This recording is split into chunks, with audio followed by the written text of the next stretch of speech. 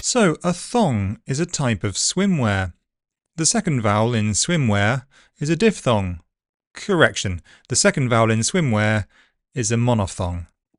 See, this is what you get when you blend a Germanic language with a Romance one and then throw in words from literally all over the place, give it a good blast with the food mixer, and leave the results to find their way on a rapidly modernising multicultural island just off the coast of mainland Europe for, say, a few hundred years?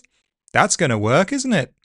And nowhere is the mess of modern British English pronunciation more apparent than in the topic of this week's POG. That's right, I'm talking diphthongs. On the face of it, diphthongs look neat. Two symbols so you're moving from one position to another in the same sound. So you might consider GB English to have these. Starting at the front we have ear, a, air, ow. Starting in the centre, o, I. And starting to the back, ua, oi. And in a basic way, we can see that all of these sounds share a movement, and the first part of each of them is stronger than the second. And that's where I think you have to start with diphthongs. But as with all things pronunciation, behind the neat appearance, there's more to discover. You can categorise them in three groups. Those that end in e, that's a, oi, I. Those that end in u, that's o and ow. And those that end in ear, ua, air. And if you put them in these groups, you can see some patterns emerge. The ones ending in e, for example, are particularly prone to shortening in pre-fortis clipping, so hide, height, wave, waif, etc. You can hear the second word was significantly shorter than the first because of the voiceless consonant at the end of it. Also, these e diphthongs become kind of triphthongal before dark L. Compare y and while, by, bile. You can hear that the tongue is making a central vowel on its way towards the velum for the velarized L sound. Bile. It's passing through a schwa. So that's one group, a, oi, I. Then there's the group that end in u, ow and o. O is probably the hardest of all for many learners. Most of its words have o in the spelling, like go, flow and stone, so lots of learners want to round the lips to start. But this sound has a neutral starting position, Then there are all the variations.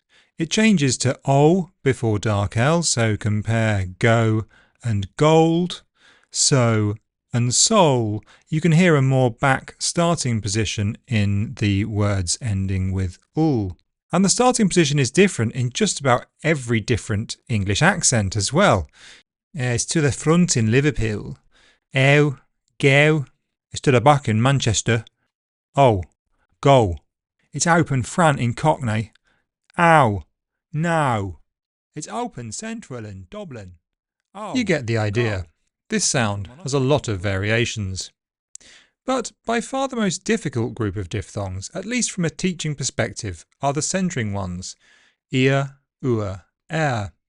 All of them end in a kind of schwa sound, and this indicates where an r sound used to be before Southern English started dropping r's and became non-rhotic a few centuries ago. You can still hear the r in many accents, including American, so beer is beer, poor is poor, and bear is bear. But the problem is, I wouldn't actually say those words in that way. I wouldn't use a diphthong. I would say beer, poor, and bear. So my centering diphthongs have smoothed to monophthongs, except perhaps for ear, which I might say both ways. Beer, beer. Yeah, I say both of those. So you could argue that in modern GB pronunciation, these diphthongs are dead. They are now monophthongs. Ear is ear, air is air, and ua is or it's merged with or. But most dictionaries are slow to change this, though some have updated to a monophthong in air. So it's all a bit of a mess, I'm afraid. Probably the only solution is to just head off down to the beach and order a beer. Should that be beer? Question. Question. Question. Iwa. This week's question comes in the form of a comment from Quertico on Instagram, who put, linguistic expert that thinks there's a GB accent, which is followed by a question mark. This is in response to a reel I posted in which I said the word no in some different accents, one of which was labelled GB. This is short for General British. Pretty much whenever I post anything with this term, somebody comments, and they aren't always as polite as Quertico, who, admittedly, wasn't very polite. So even though I'm a pronunciation teacher, not a linguistic expert, please allow me to have a go at explaining. For the accent I'm speaking in now, there are 4 commonly used terms: Received pronunciation, Modern Received pronunciation, Standard Southern British, General British. Now, if I were doing this in a kind of standard American accent, there would just be one name for it, General American or GA. But I'm not. I'm doing it in a British accent, and more specifically, an accent from England. And the problem is, you can't use the term General English because it's confusing. Does English refer to the language or the place? So you could say General English English, but that's even more confusing. Received pronunciation is an awful term that harks back to an imperial England and sounds like this. Modern RP doesn't make any sense at all. RP died last century, thankfully. Let's not resurrect it. So some people have gone for SSBE or SSB, meaning Standard Southern British English. For me, this is the worst name of all, mainly because it's confusing. Imagine you are an English learner in China or Argentina, and you are offered General American or Standard Southern British English as the options. One is pretty clear. The other requires you to understand something of the geography and class system of Britain. Because let's face it, Standard Southern is not the accent you will hear, most of all if you travel through the south of Britain. So General British is obviously inaccurate because it ignores the regional variations found in England, Wales and Scotland, but the term is not for people in these places, it is for learners of English. It's a theme we come across time and again. You need to simplify things to get going.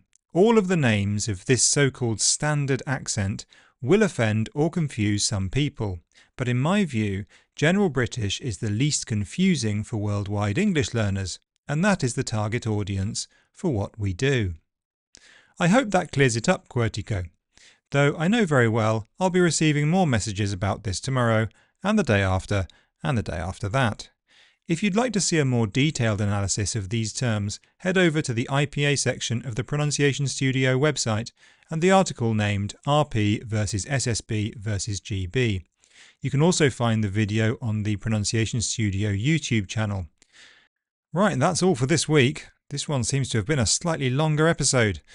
I'm going to pack my bag and head down to the beach to catch the last of the summer sun. My only problem is, what should I wear? Speak soon.